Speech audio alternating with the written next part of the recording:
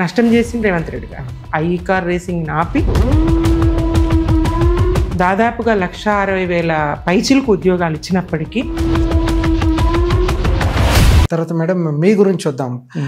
మీ జన్మస్థలం, మీ విద్యాభ్యాసం గురించి కొంచెం చెప్పండి. నా జన్మస్థలం మెదక్ మండల్, మెదక్ జిల్లా పాపనపేట మండల్, యూసుపేట పక్కన ఆరేపల్లి అని చిన్న గ్రామం. చిన్న గ్రామం అని చెప్పేటప్పుడు ఇంకోటి కూడా చెప్పాల్సింది, ఎన్ని నూతన గ్రామ పంచాయతీ. మా చిన్న గ్రామం ఒక నూతన పంచాయతీగా కేసీఆర్ గారు ఏర్పాటు చేశారు. మా గ్రామ పంచాయతీ మేము అట్లాగే ఆరేపల్లిలో మాణిక్రావు విఠాబాయి అనే దంపతుల 4వ సంతానాన్ని నేను. అన్న మారుతిరావు గారు, అక్క జీజీ అబ్బాయి అనసూయ, నేను సుమిత్ర, తమ్ముడు బాలాజీరావు, అందరం బాగున్నాం. ఉన్నత విద్యావంతులుగా అంతా బాగున్నాం మా వ్యక్తిగత వివరాలకు వస్తే. అలాగే ప్రతి తాండాను గ్రామ పంచాయతీలుగా కొత్త జిల్లాలు, పరిపాలన వికేంద్రీకరణ, కొత్త జిల్లాలను ఏర్పాటు చేసి కొత్త మండలాలు, కొత్త గ్రామ పంచాయతీలు, తండాలన్నీ గ్రామ పంచాయతీలుగా. ఎంత అద్భుతమైనటువంటి పాలన కేసీఆర్ గారిది. అటు సాగునీళ్ళు కానీ ఇటు తాగునీళ్ళు కానీ ఎంత ధైర్యంగా ప్రకటించిండ్రు. ఏ ఒక్క ఇంటికి నీళ్ళు ఇవ్వకుండా నేను ఓట్లు అడగను అని ఎంత ధైర్యంగా ప్రకటించిండ్రు. ఇవాళ తెలంగాణలో చేతి పంపులు, బోరుబావులు లేవు, చేదబావులు లేవు, గిరకతోనే బొక్కెనలు లేవు, అన్ని మరుగున. ప్రతి ఇంటికి సరిపడా మంచినీళ్ళ, ప్రతి వ్యవసాయపు విద్యుత్ కనెక్షన్ ఉచితంగా 24 గంటల కరెంటుతో, సాగునీళ్లు, ప్రాజెక్టుల నిర్మాణంతో, వట్టిపోయినటువంటి ప్రాజెక్టులు, ఎండిపోయినటువంటి ప్రాజెక్టులు. శ్రీరామ్ సాగర్ ప్రాజెక్టు ఎండిపోయి అక్కడ నీటి లభ్యత లేక మహారాష్ట్రలో ఎగువన కట్టినటువంటి ప్రాజెక్టుల కారణంగా ఎండిపోతే మొసళ్ళు వచ్చి చనిపోయినాయి. ఆ ప్రాజెక్టులో యువకులు క్రికెట్లో ఆడుకున్నారు, కబడ్డీలో ఆడుకున్నారు. అటువంటి ప్రాజెక్టును కాళేశ్వరం నీళ్లు తెచ్చి నింపిండ్రు కదా. మీద సింగూరు కట్టి ఎన్టీ రామారావు గారు సింగూరు నీళ్లు తాగడానికి హైదరాబాద్కు మెదక్కు చుక్క నీళ్ళు ఇవ్వకుండా కృష్ణా జలాలు న్యాయంగా హైదరాబాద్కు రావాల్సినటువంటి కృష్ణా జలాలు మద్రాసుకు మళ్లించి మరి ఆ సింగూరు జలాలు హైదరాబాద్కు తరలిస్తే ఎండిపోయినటువంటి మెదక్కు, ఆ మెదక్కు నీళ్లు పంట చేలకు నీళ్ళు ఇచ్చిండు కేసీఆర్. ఆ సింగూరును నింపిండు, నిజాం సాగర్ను నింపిండు, శ్రీరామ్ సాగర్ను నింపిండు. కాళేశ్వరం జలాలతో అనేక ప్రాజెక్టులు నింపి, చెరువులు నింపి, వాగులు, ఏళ్ళు పుష్కలంగా నిండు కుండలాగా ప్రవహించేది.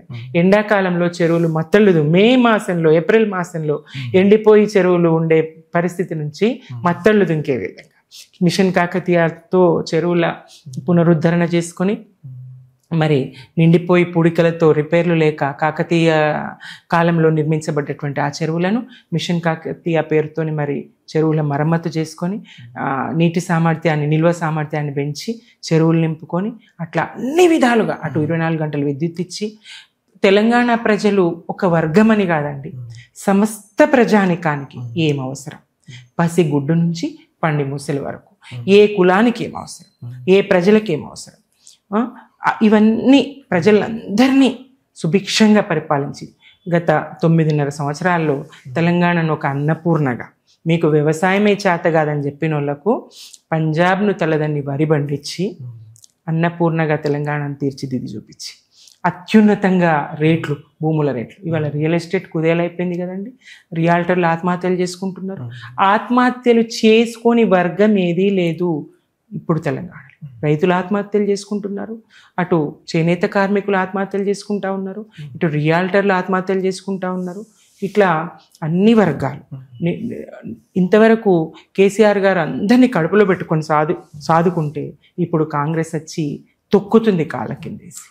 ఈ పరిస్థితి మరి ప్రజలు గుర్తించిండ్రు. కాంగ్రెస్కు వాళ్ళు 0 మార్కులు వేస్తూ ఉన్నారు.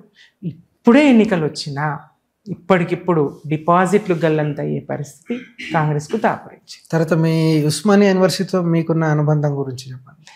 నాకు ఉస్మానియా యూనివర్సిటీ, నేను ప్రత్యక్ష విద్యార్థిని కాదు, డిస్టెన్స్లో నేను పీజీ చేశాను, ఎంఏ తెలుగు. నేను వివాహం తర్వాత కామారెడ్డిలో ఓరియంటల్ కాలేజీలో, ఈవినింగ్ కాలేజీలో BA చేసిన. ఆంధ్ర సారస్వత పరిషత్ బొగ్గులకుంటలో పండిత శిక్షణ తీసుకొని 98 DSCలో ప్రభుత్వ ఉపాధ్యాయురాలుగా, తెలుగు పండితురాలిగా నియామకం చేసి. తెలంగాణ లాంగ్వేజ్ ఫోరంలో ఏదైనా ఆర్గనైజేషన్ చేశారా? నేనే ఒకటి 96లో 96లో నేను ఆంధ్ర సారస్వత పరిషత్లో పండిత శిక్షణ పొందేటప్పుడు నేనేదో సందర్భంలో మాట్లాడుతూ గట్ల కాదు అన్న. వెంటనే క్లాసులో చాలా మంది నా చుట్టుపక్కల ఉన్న వాళ్ళు నా మాట విన్నవాళ్ళు గొల్లున నవ్వేసి నవ్వి ఏ కామారెడ్డి అని నన్ను వెక్కిరించడం మొదలుపెట్టి. నాకు బాగా కోపం వచ్చింది. నా భాష ఇది, నేను గిట్లనే మాట్లాడతాను, మీకు అర్థమైతే నాతో మాట్లాడుండ్రి, లేకపోతే లేదు, ఇది నా భాష అని చెప్పేసి కామారెడ్డికి చేరిన తర్వాత మల్లదశ ఉద్యమం ప్రారంభమైన తర్వాత మరి గోరటింకన్న గారు చెప్పినట్టు భాషను హీనం చేసిరి బతుకును ఆగం చేసిరి అని తన పాటలో చెప్తాడు. ఆ విధంగా తెలంగాణ భాషకు జరుగుతున్నటువంటి అవమానాన్ని గుర్తించి నేను కామారెడ్డిలో తెలంగాణ భాషా వేదిక అనేటువంటిది ఒకటి ప్రారంభించి మేము ఇట్లనే మా భాష మేము మాట్లాడతాం, మేము ఎవరి కోసం మేము మా భాషను మార్చుకో, మేము ఇట్లనే మాట్లాడతాం, అవమానించే ఇది మీకు లేదు. అంతెందుకండి, ఉద్యమానికి ముందు రౌడీలకు, విలన్లకు, జోకర్లకు తెలంగాణ భాషను పెట్టి, ఉద్యమం తర్వాత తెలంగాణ సాధన తర్వాత ఇటీవల కాలంలో చూస్తే తెలంగాణ భాష లేకపోతే సినిమా నడవదు. చాలా సినిమాలు చూసినాం మనం.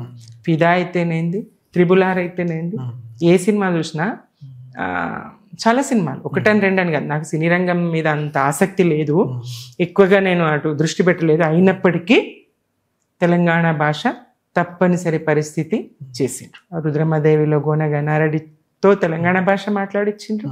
చాలా సినిమాలు అగ్ర దర్శకులు పెద్ద పెట్టుబడితో, భారీ పెట్టుబడితో చేసినటువంటి సినిమాలు కూడా తెలంగాణ భాషని మాట్లాడిచ్చే పరిస్థితి. అది లేకపోతే పాటనో మాటనో తెలంగాణది లేకపోతే హీరో మాట, హీరోయిన్ మాట తెలంగాణది లేకపోతే తెలంగాణలో అసలు సినిమా నడవదనే పరిస్థితికి, అంత గౌరవ స్థాయికి భాష వచ్చింది.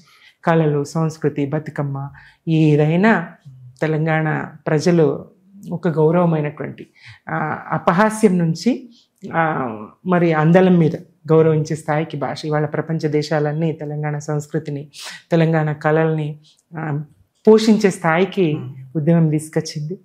చాలా గొప్ప సందర్భం.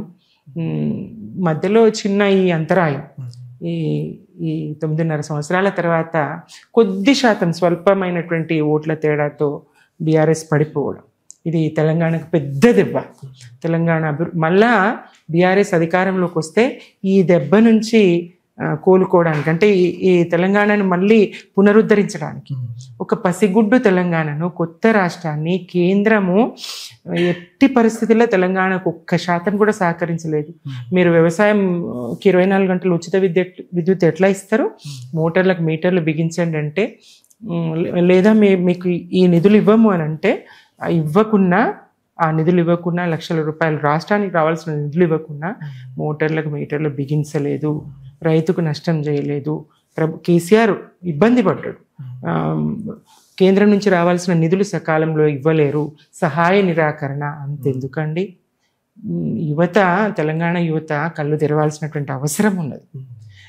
రాష్ట్ర ప్రయోజనాలు చూడాలి ముందు. మతము, భక్తి ఇవన్నీ వ్యక్తిగతం కావాలి, రాష్ట్ర ప్రయోజనాలు ముఖ్యం చేసుకోవాలి. రాష్ట్రము ఎంత ప్రగతిని సాధించింది.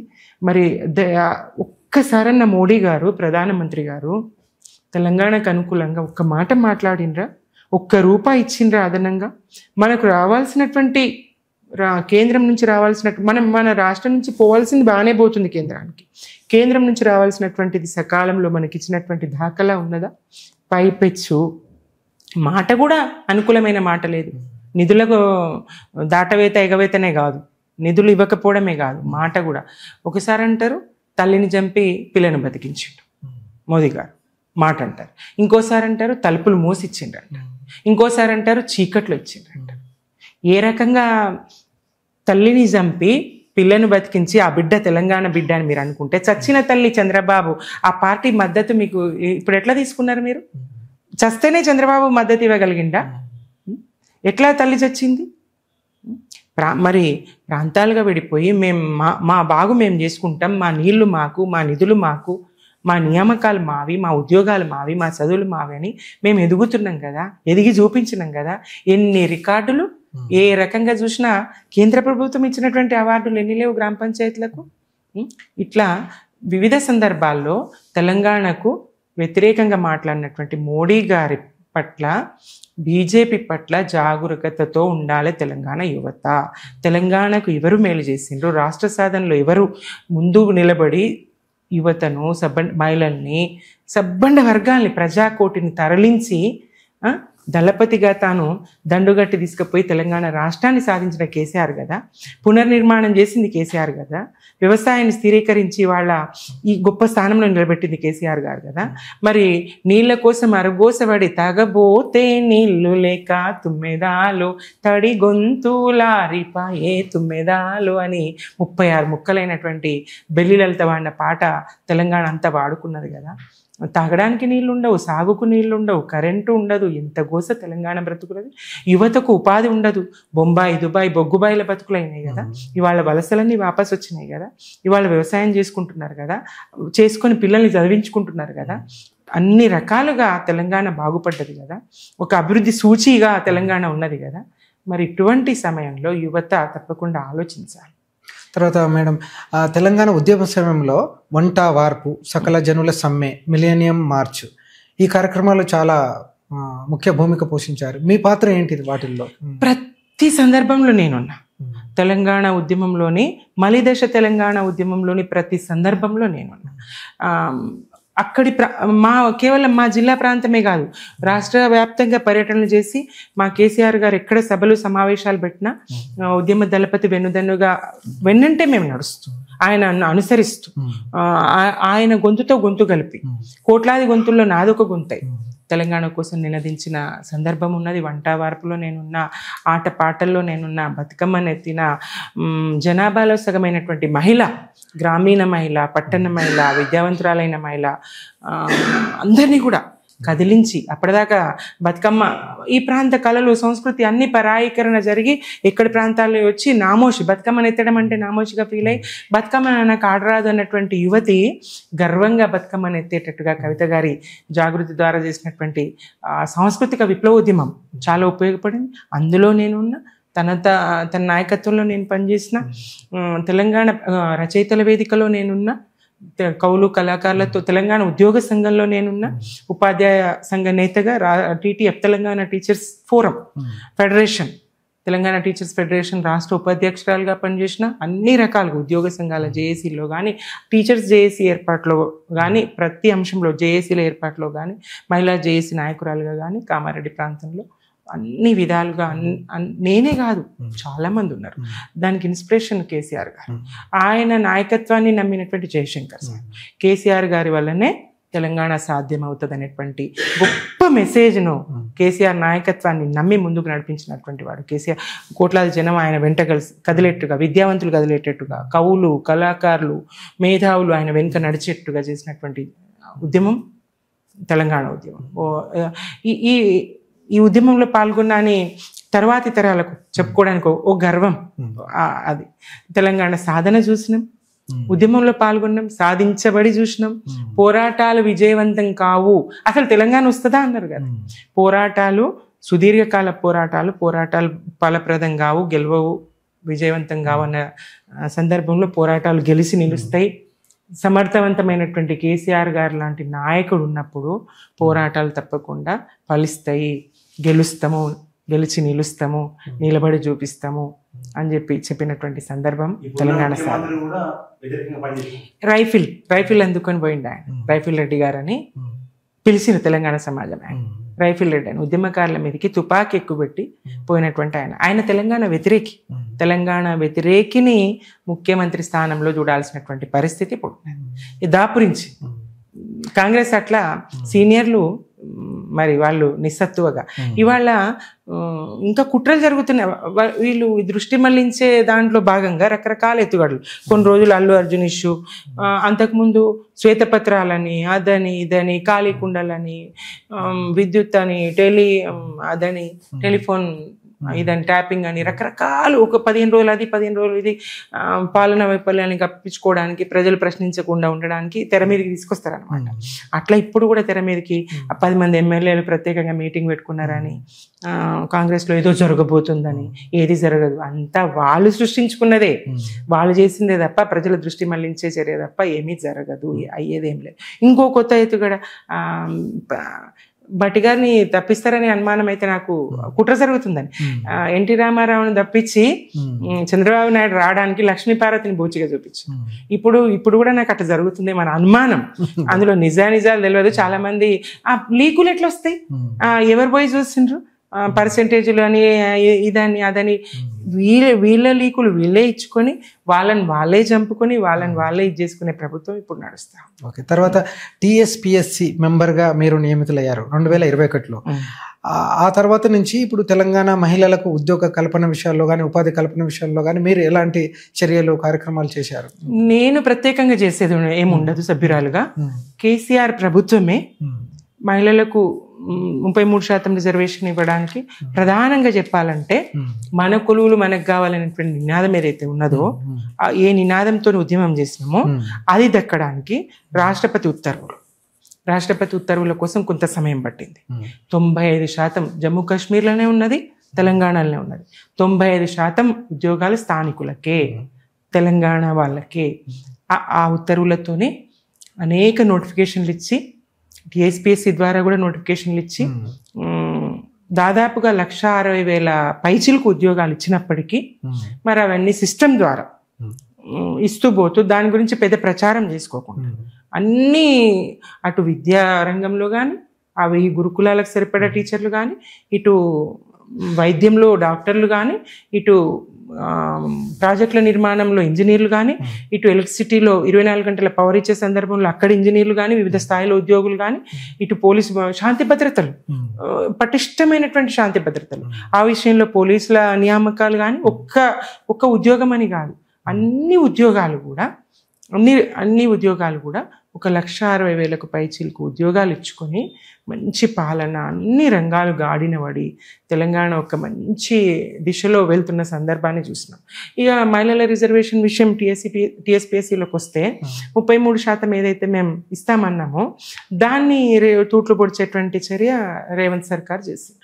మహిళలకు న్యాయంగా దక్కాల్సినటువంటి 33% రిజర్వేషన్లు అందకుండా చేసినటువంటి చర్య ఈయన చేసిండ్రు. మేమిచ్చినటువంటి నోటిఫికేషన్లతోని ఆయన ఉద్యోగ నియామక పత్రాలు స్వయంగా తన చేత్తోనిచ్చి మేమేదో డిసెంబర్ 9 నుంచి 2023 డిసెంబర్ 9 నుంచి 2024 డిసెంబర్ 9 వరకు 2 లక్షల ఉద్యోగాలు, సంవత్సర కాలంలో 2 లక్షల ఉద్యోగాల భర్తీ చేస్తానని చెప్పేసి మరి ఆయన ఒక 12-13 వేల ఉద్యోగాలు స్వయంగా ఇవ్వగలిగారు. మరి ఈ ఆయన్ని రాహుల్ గాంధీ గారిని తీసుకొచ్చి అశోక్ నగర్లో కూర్చోబెట్టి ఛాయ్ తాగిపించి పిల్లలతో మాట్లాడించి కోదండరామ్ గారిని ముందే ఇక్కడ కోచింగ్ సెంటర్లకు పంపించి పవిత్ర దేశ భవిష్యత్తు నిర్మాణం జరగాల్సినటువంటి తరగతి గదిని కుట్రల విషపూరితంగా పిల్లల మెదడులో పాఠాలు చెప్పలేదు ఆయన, పిల్లల మెదడులో విషం నింపి కేసీఆర్ గారి పట్ల వ్యతిరేకతను నింపి ఇచ్చిన ఉద్యోగాల సంఖ్య చూపించకుండా, ఇచ్చిన నోటిఫికేషన్ల సంఖ్య చూపించకుండా పిల్లల్ని ఇచ్చేసి చిన్నపాటి లోపాలు ఏవైతే జరిగినాయో పేపర్ లీకేజ్ లాంటి దాన్ని పెద్ద బూచిగా చూపించి మరి ఇబ్బంది పెట్టిండ్రు యువతను, విద్యార్థిని, నిరుద్యోగులను ఇప్పటికీ మోసం చేస్తూ ఉన్నారు. తర్వాత తెలంగాణ ఏర్పాటు లక్ష్యం మన నిధులు, మన నీళ్లు, మన కొలువులు. మరి మనం సాధించినట్ట ప్రజల పక్షాన చెప్పండి, పార్టీ పక్షాన 100% ఇంకా చేయాల్సి ఉంది. అభివృద్ధి అనేది నిరంతర ప్రక్రియ. ఒకసారికి కుటుంబంలో అయినా, మన కుటుంబంలో అయినా అన్ని వసతులు అమరినాయి అని ఊరుకోము, ఇంకా మనం చేస్తూనే ఉంటాం. అట్లాగే రాష్ట్రం కూడా అటు తాగునీళ్ళు ఇవ్వగలిగినాం 100% అన్ని కుటుంబాలకు. సాగునీళ్ళు ప్రాజెక్టుల నిర్మాణం అత్యంత వేగవంతంగా ప్రపంచ స్థాయి రికార్డు మనం ఇది చేసుకున్నాం కాళేశ్వరం నిర్మాణంతో. అట్లా సాగునీళ్ళు ఇవ్వగలిగినాం, కరెంట్ ఇవ్వగలిగినాం, రైతులకు వెనుదనుగా నిలవగలిగినాం. గీతన్నలు, చేనేత కార్మికులు, మత్స్యకారులు, గొల్ల కుర్మలు ఒక్కరని కాదు, వృత్తి పనులన్నీ కూడా మంగళ్ళకు, చాకళ్ళకు, నాయ బ్రాహ్మణులకు ఒక్క వర్గం అని కాదు, సమస్త ప్రజానికానికి, తెలంగాణ ప్రజలందరికీ మేలు జరిగే విధంగా ఎవరెవరికి ఏమి ఇవ్వాలి, ఎవరెవరి ఆత్మగౌరవం ఎట్లా కాపాడాలి, అట్లా చూసి చేసినటువంటి పాలన కేసీఆర్ గారిది. ఒక సుభిక్షమైనటువంటి సుఖశాంతుల తెలంగాణగా కేసీఆర్ గారు రాష్ట్రాన్ని తీర్చిదిద్దిండ్రు. ఇంకా చేయాల్సి ఉన్నది, నిరంతర ప్రక్రియ. ఈ 5 ఏళ్ళు ఇప్పుడు 14 నెలల్లో 10 ఏళ్ళ పాలనలో ఎంత పొందినమో మరి ఒక్క 14 నెలల్లో, ఒక సంవత్సరంలో దశాబ్దాల వెనక్కి మళ్ళా రాష్ట్రం నెట్టబడతాం. తర్వాత ప్రాజెక్టుల నీళ్లను వాడుకోవడం లేదు, పవర్ సప్లై సరిగ్గా ఉండటం లేదు, ఎరువులు విత్తనాల కొరత ఉన్నది. అన్ని వర్గాలను విస్మరణకు గురి చేసే పాలన ఇప్పుడు ఉంది. కేసీఆర్ కళ కాళేశ్వరం ప్రాజెక్టు, ఇప్పుడు ఆ ప్రాజెక్టులో 1,00,000 కోట్ల అవినీతి ఆరోపణలు ఉన్నవి. తర్వాత దాని యొక్క ప్రయోజనాలు, ప్రస్తుతం ప్రజలకు అందుతున్న ప్రయోజనాలు, వాస్తవాలు ఏంటి చెప్పండి. అబద్ధాల పునాదుల మీద కాంగ్రెస్ పార్టీ అధికారాన్ని అందిపుచ్చుకున్నది. అబద్ధాల పునాదుల మీద. అబద్ధానికి గనక ఆకారం ఒకటి ఇస్తే అది అచ్చం కాంగ్రెస్ పార్టీ లాగా, రేవంత్ రెడ్డి గారి లాగా ఉంటుంది. ఒక ఆకారం, ఆకృతి అబద్ధానికి ఉంటే ఎట్లా అంటే 100 కోట్ల వ్యయంతో నిర్మించిన ప్రాజెక్టులో 100 కోట్ల అవినీతి ఎట్లా జరుగుతుంది? నిర్మాణ వ్యయం ఎంతనో చెప్పాలి కదా, అది చెప్పలే. ప్రజలకు నిర్మాణ వ్యయం ఎంత అయింది అనేది చెప్పకుండా అవినీతి ఇంత జరిగిందని రాహుల్ గాంధీతో మాట్లాడిస్తారు. ఆయనన్న మరి నిజం తెలుసుకొని మాట్లాడాలి కదా. రాహుల్ గాంధీ అయినా గంతే, రేవంత్ రెడ్డి గారైనా గంతే. వాళ్ళకి కావాల్సింది అధికారం. అధికారం కోసం ఈ అడ్డమైన అబద్ధాలు ఆడి ప్రజల్ని నమ్మించే ప్రయత్నం చేసింది. కాళేశ్వరంతో ఎలాంటి ఇబ్బంది జరగలేదు. ప్రతి ప్రాజెక్ట్ నిర్మాణంలో కూడా ఎంతో కొంత ఇబ్బంది జరుగుతుంది. 100 ఏళ్ల క్రితం లేనటువంటి వరదలు ఎన్నిటినో తట్టుకొని ఆ ప్రాజెక్టు ఒక 2 పిల్లర్లు గుంగితే దానికి పెద్ద రాద్ధాంతం చేసి కాళేశ్వరం కాదు కూలేశ్వరం అంటారండి. ఆ నీళ్లు మీ మంత్రి ఆమె కొండా సురేఖ గారు నీటిని విడుదల చేస్తూ ఫోటోలకు పోజులు ఇస్తారు. మరి ఎట్లా సాధ్యం అవుతుంది? అక్కడ ఇసుక వ్యాపారం చేసుకుంటారు. ప్రాజెక్ట్ నిండబెట్టి అక్కడ ఇసుక వ్యాపారం చేసుకుంటారు. ఏం నడుస్తుంది అసలు రాష్ట్రంలో? ప్రజలు అన్నీ గమనిస్తూ ఉన్నారు, తప్పు తెలుసుకున్నారు, బాధపడతా ఉన్నారు. తర్వాత ఇప్పుడు రేవంత్ రెడ్డి కేటీఆర్ పైన ఏదో ఒక కేసు, ఇప్పుడు ఉదాహరణకు ఫోన్ ట్యాపింగ్ కేసు కావచ్చు, లేకపోతే కార్ రేసింగ్ కేసు కావచ్చు, ముందుకు తీసుకొస్తా ఉన్నారు. అంటే భవిష్యత్తులో ఇది కొనసాగుతుందా ఏంటి? ముందు కాళేశ్వరం అవినీతి అన్నారండి, తర్వాత కరెంటు అన్నారండి, ఆ సమస్య అన్నారు. ఇట్లా ఏ అంశంలో ఇరికియాలనా, లేదంటే వీళ్ళు ప్రశ్నిస్తారు, లేదంటే ప్రజల పక్షాన పోరాడతారు. వాళ్ళను వాళ్ళు రక్షించుకునే ప్రయత్నంలో వాళ్ళను ముంచి ఉంచాలి అనేటువంటి కుట్రతోని, దుర్బుద్ధితోని వాళ్ళు ఎన్ని ఎత్తుగడలు వేసినా ఎందులో ఏం లేదు. చివరికి ఈ కార్ రేసింగ్ విషయంలో 1,00,000 కోట్ల అవినీతి ఎక్కడిది? 54 కోట్లు అన్నారు మళ్ళీ వాళ్ళే. ఆ 54 కోట్లు కూడా అక్కడ అవినీతి ఆడ జరిగింది. ఈ ఖాతాలోంచి ఆ ఖాతాలోకి వెళ్ళిపోయింది. ఎంత ప్రతిష్ట పెరిగింది, హైదరాబాద్ ఇమేజ్ ఎంత పెరిగింది, ప్రపంచ నలుమూలల నుంచి ఎన్ని కోట్ల మంది ఈ రేస్ ని సందర్శించిండ్రు, హైదరాబాద్ ఎంత ఆ పేరుతో ఎంత వ్యాపారం జరిగింది, ఎంత లాభం చేకూరింది. మరి వివిధ సంస్థలు ఇచ్చినటువంటి లెక్కలు, మన ఆర్థిక మంత్రి గారు ఇచ్చినటువంటి లెక్కలు అవన్నీ ఉన్నాయి కదా. పరోక్షంగా ఎంత మేలు జరిగింది, ప్రత్యక్షంగా ఎంత మేలు జరిగింది అని ఇప్పుడు ఆపి నష్టం చేసింది రేవంత్ రెడ్డి గారు. ఈ కార్ రేసింగ్ ఆపి కొనసాగించక నష్టం చేసి రేవంత్ రెడ్డి గారు. తర్వాత ఇప్పుడు కాంగ్రెస్ ఏడాది పాలన పట్ల బీఆర్ఎస్ యొక్క ప్రధాన ప్రశ్న ఏంటి? అన్ని వర్గాలను, సమస్త తెలంగాణ ప్రజానికాన్ని అన్ని విధాలుగా నష్టం చేస్తూ, ప్రజలకు నష్టం కలిగిస్తూ, కేసీఆర్ గారు పెట్టినటువంటి అన్ని పథకాలకు, సంక్షేమ పథకాలకు తిలోదకాలు ఇచ్చి ఏ ఒక్క పథకాన్ని సక్రమంగా నిర్వహించకుండా ఇవాళ ఏదో తామే కొత్తగా చేస్తున్నట్టు బిల్డప్లు ఇస్తూ చేసేది గోరంత లేదు, చెప్పుకునేది కొండంత. ప్రచారం జాస్తి, పనులు నాస్తి. చేసింది ఏం లేదు, ప్రజలకు స్పష్టం అవుతుంది. జరుగుతున్న పనులు ఏం లేవు, ప్రచారం అయితే ఉన్నది. ఏకకాలంలో రైతు రుణమాఫీ అని 3 దఫాలుగా ఫుల్ పేజ్ యాడ్లు. ఏకకాలం అంటే 3 దఫాల, పోనీ ఆ 3 దఫాలుగా అయినా రైతులందరికీ రుణమాఫీ అయిందా? ఏం చెప్తివి? ఎంబడే ఉరుకుండ్రి, మళ్ళా తెచ్చుకోండి. కేసీఆర్ గారు ఇవాళ రుణమాఫీ మీకు చేస్తే చేసిండు, మీరు తెల్లారే ఉండ్రి, వెంటనే మీరు తెచ్చుకోండి. నేను ఇట్లా December 9 నాడు రాగానే మీకు 2 లక్షలు రుణమాఫీ చేస్తా అని చెప్తివి. రైతులకు ఆశ పెడుతుంది, తెచ్చుకొని వాళ్ళు ఖర్చు పెట్టుకుంటారు, అప్పుల పాలయ్యి బ్యాంకులకు. ఇవాళ నువ్వేది వాళ్ళకి రుణమాఫీ చేయవు. బ్యాంకుల దగ్గర పురుగు మందు తాగి బ్యాంకు ముందరనే వాడి చచ్చిపోతున్న రైతులను చూస్తూ ఉంటే ఎంత గోస, ఎంత బాధ. ఎందుకు కరిగదు ఈ ప్రభుత్వం? మరి అట్లా అని వీళ్ళు అప్పులేమైనా తక్కువ తెచ్చిండ్రా? కేసీఆర్ గారు అప్పులు తెచ్చిండ్రా అని చెప్పి దుష్ప్రచారం చేసి ఈ ప్రభుత్వం ఏమన్నా అప్పులు తక్కువ తెచ్చిందా? ఒక సంవత్సరానికి 40,000 కోట్ల అప్పు కేసీఆర్ ప్రభుత్వం చేస్తే, మా ప్రభుత్వం చేస్తే, ఒక్క సంవత్సరంలోనే 1,40,000 కోట్ల అప్పు రేవంత్ రెడ్డి సర్కారు చేసి తెచ్చిన అప్పు ఆ ప్రజలు, తెలంగాణ ప్రజలకు అందాలి కదా, సద్వినియోగం కావాలి కదా. ఏమైనా నువ్వు లెక్కలు చెప్పగలవా? కాంగ్రెస్ ప్రభుత్వం లెక్కలు చెప్పగలదా? ఇప్పుడు నాడు శ్వేతపత్రం అది ఇదని ఎగిరిను. నువ్వు సంవత్సర కాలంలో నువ్వు చేసినటువంటి లెక్కలు పద్దులు పెట్టు, రాష్ట్ర ప్రజల ముందర పెట్టు. శూన్యం. ఓకే. తర్వాత ఇప్పుడు తెలంగాణ ఉద్యమ అమరులకి 9 ఏళ్ల బీఆర్ఎస్ పాలనలో కావచ్చు, ఇప్పుడు కొనసాగుతున్న కాంగ్రెస్ పాలనలో కావచ్చు, పూర్తి స్థాయి న్యాయం జరిగిందని మీరు భావిస్తున్నారా? బీఆర్ఎస్లో మెజారిటీ అమరుల కుటుంబాలకు సహాయం అందింది. 10 లక్షల ఆర్థిక సహాయం, ఉద్యోగం. ఆ దిశలో ఇంకా పనిచేస్తూనే ఉంది బీఆర్ఎస్. దాదాపుగా 600-700 పైచిలకు ఉద్యమ అమరులకు వాళ్ళ కుటుంబాలకు ప్రభుత్వ ఉద్యోగాలు ఇచ్చింది. అలాగే 10 లక్షల నగదును కూడా ఇచ్చింది. వివిధ సందర్భాల్లో అమరులను గుర్తు చేసుకుంది, జోహార్లు అర్పించింది. స్మృతి చిహ్నాలు జిల్లా హెడ్ క్వార్టర్లలో ప్రతి చోట అమరులకు స్తూపాలు నిర్మించింది. కానీ రేవంత్ రెడ్డి గారి సర్కారు, రేవంత్ రెడ్డి ఒక్కరోజు కూడా జై తెలంగాణలే, ఒక్కరోజు కూడా అమరులకు నివాళులు అర్పించలేదు. అమరవీళ్ళ స్తూపానికి 2 పూలు కూడా ఆయన వేయలేదు. ఇవాళ పాలన ఏ ఒక్క రంగం మీద లేదు. ఇటు దళితులు దళిత బంధు పెట్టింది, బీసీలకు బీసీ బంధు పెట్టింది. 125 అడుగుల ఎత్తైనటువంటి అంబేద్కర్ విగ్రహాన్ని ఘోరంగా పరాభవిస్తూ అవమానించింది. మరి అంబేద్కర్ వర్ధంతి నాడు కానీ, 26 జనవరి మొన్న గణతంత్ర దినోత్సవం నాడు కానీ గేట్ తాళాలు కూడా మినిమం తీయలేదు.